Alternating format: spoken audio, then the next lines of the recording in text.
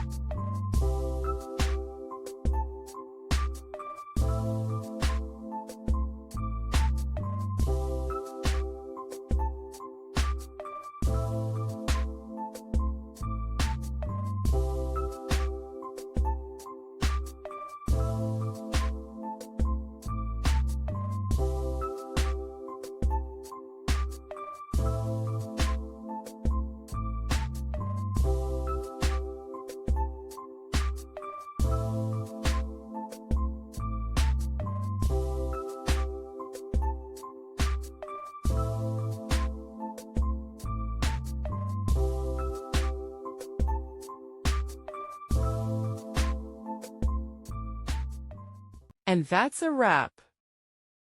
I hope you found the answer you were looking for. If you did, take a second to hit that subscribe button. It really helps out. And let me know in the comments which solution worked best for you. See you next time in the Debug Zone.